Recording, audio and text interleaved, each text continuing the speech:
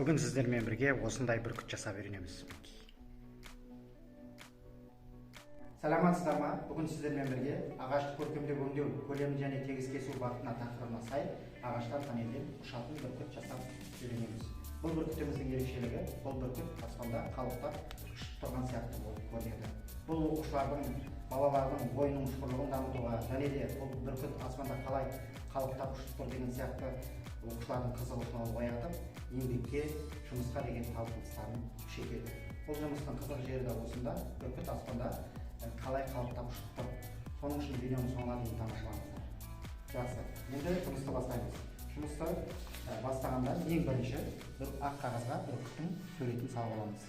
Мынау бүркіттің өзі, денесі осылай сызып аламыз. Мынау бүркіттің қанаты.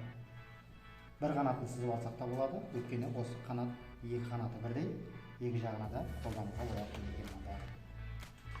Енді осы салған бүркіттің суретін сызық бойлап кесіп аламыз.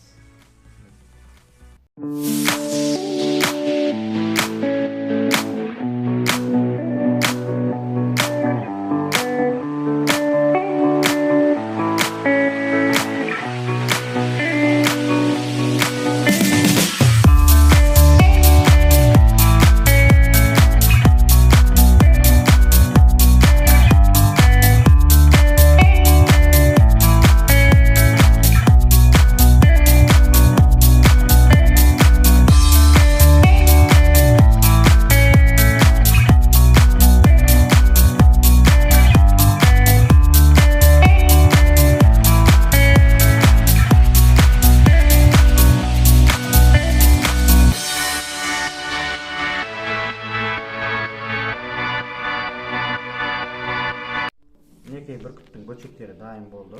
Бүркіттің өзі, екі қанаты.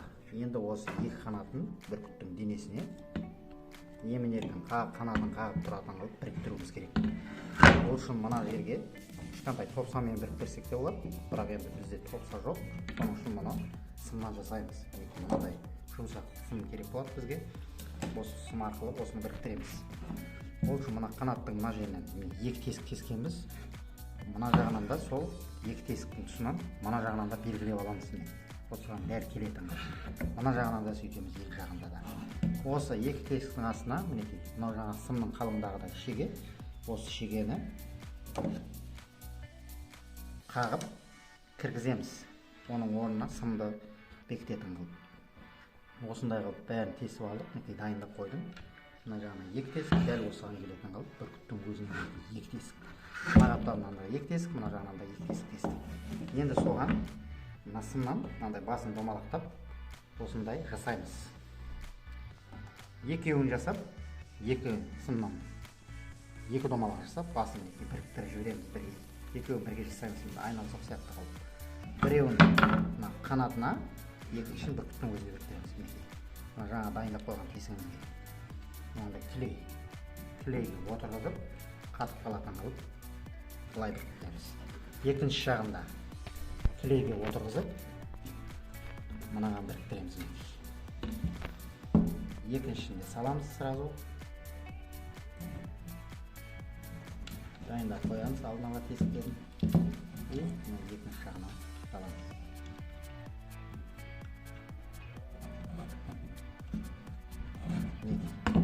Мына шыққан жағын қайырып сызсаңыз да болады, кесіп сызсаңыз да болады.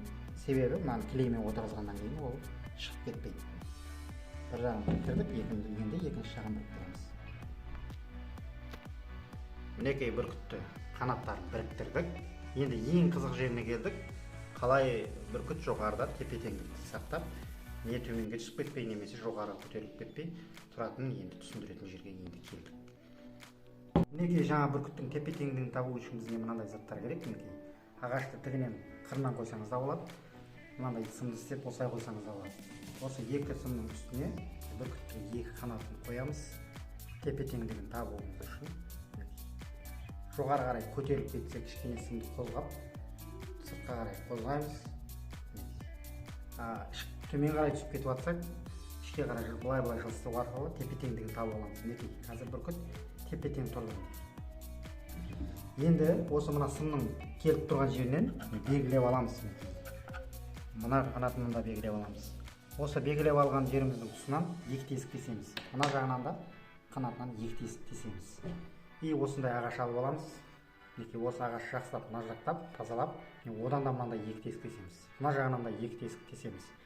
Мына қанаттың екі тесігінен жіпті өткізіп, соны мына ағаштың екі тесігіне өткіземіз. Мына жағында солай өткіземіз. Сөйтіп жоғары қарай іліп қойсақ, астынан тартып жібергенде кәдімгі бүркіт ұшып тұрған сияқты қанатын қағып қалықтап тұрады. Бүркітті тепе-теңдігін табу осы. Ең маңызды жері осы бұл жұмыстағы. Мінекей, жаңағыдай қылып жоғарыға іліп қойсаң, осындай әдемі болып қалықтап ұшып тұратын бүркітке айналады.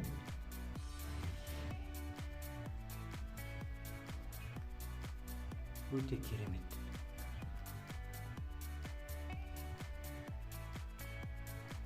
Кәдімгі тірі бүркіт сияқты. Видео ұнаса бір лайк баса кетіңіздер. Аман сау болыңыздар.